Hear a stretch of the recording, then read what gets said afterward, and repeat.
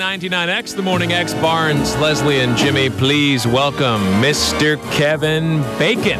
Hey, Kevin. Hey, Kev. Hey, Kev. Who is that on your shirt? Emma Peel. Emma Peel. Too young to know who that is? No. The Avengers? Yes, Okay. that's so. Yeah, that the movie Avengers. looks great. Yes. I want to talk about Wild Things for a second. Now, it seemed like there was a lot of unintentional humor in the movie. Was that it? Was it planned? Was it? Shed some light on that. Well, I can tell you that when I first read the screenplay, I got a lot of yucks out of it. They were laughs that sort of surprised me. I think that the casting of Bill Murray obviously sets a sort of tone. Right. And when he comes on screen, I almost feel when I watch it with an audience, people go, "Oh, it's okay to be amused by this film." I mean, the point is that we don't really take it too seriously, and we don't expect everyone else to take it seriously. Because one of the reviews that I had read about the movie said, and I'll never forget, the writer said there is not a subtle bone in this movie's body. And I wasn't really sure when I saw it if maybe you guys were doing a goof on a certain kind of movie or if it was really that kind of movie. Because if it was a goof, none of the press material or none of the PR stuff had like a wink-wink in it. It didn't lead you to believe that you were watching maybe a campy picture. And what I'm wondering is, did the movie maybe come out differently than you had anticipated when you first read it? I think John gave it a sort of broader feel. There's no doubt about that. He gave it something that I frankly found really kind of interesting and cool. And in a way, I almost feel like we're better off completely embracing that kind of trashy side of the thing, rather than pretending like we're trying to change the world with the picture or make any kind of a political statement with it. I mean, it's just a fun, kind of movie, and it's fun in the sense that it's sexy. It's fun in the sense that it has a little bit of danger, that there's a lot of surprises, and that there are things that are funny about it.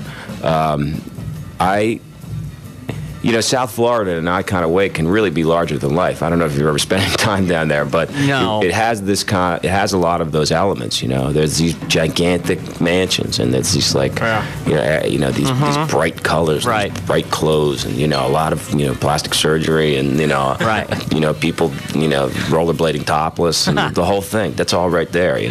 Now, Kevin, everybody is talking about the scene in Wild Things with you, the full frontal nudity scene, which is pretty rare. Fram. Tell us about that shot. I can honestly tell you that there was never really a planned thing. It was never in the script that I was going to come out of the shower naked. It happened to be sort of like, I mean, obviously I have to be naked in the shower because I don't, shower with my clothes on. But right. I mean, I always assumed that there'd probably be a shot of my ass or something like that. But the way that the shot was blocked, Matt probably, it didn't quite hit his mark. He was kind of supposed to be over a little bit, you know what I mean? And that was the take that worked the best. And in the cutting of it, it just kind of laid in that way.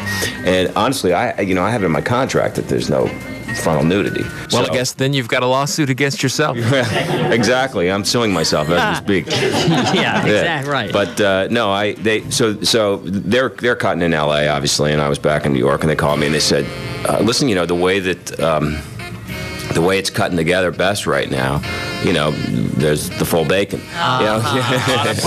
I said, hey, I don't really have a problem with it. I mean, I think it's not a gratuitous scene, It's not. Kevin. Oh, come on. Kevin. I mean, it's not. It's. I mean, it's really a. A guy steps out of the shower. That's it. Well, just so you'll know, I have no problem with it. Now, let me ask you about the band, the Bacon Brothers. Are you guys on an official tour or what? We are on the constant, everlasting No Food Jokes tour.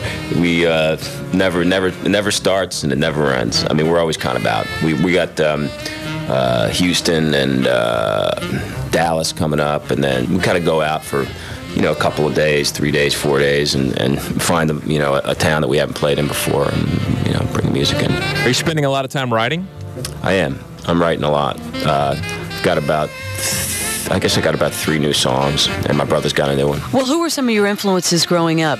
Well, I started listening to the music when I was really a little boy. I was born in '58, so by the time I was about 6 or so, I was starting to listen to the radio. At that time, it was AM radio. Right. There was a lot of bubblegum music. Right. And I was really into the Beatles and the Stones. Cool. And then towards the end of the '60s, when the album stuff started, I started branching out and listened to, Janis and Jimi Hendrix and on and on, through rock and roll. I grew up in Philadelphia, so there was a lot of soul influences in my life. A lot of the Motown, a lot of the Philly sound. Sure. I was really into. I'd say if there's one person who I feel like his music can sort of chronicle my life in a way. You know what I mean? If I can go back to every single album, it would be James Taylor. Really? And I'm all over the map in terms of my musical taste, and that's why we call our music Foro Soko, because we call it folk rock soul country. More of this interview you don't want to miss is back in minutes on the best of the Morning X 99X.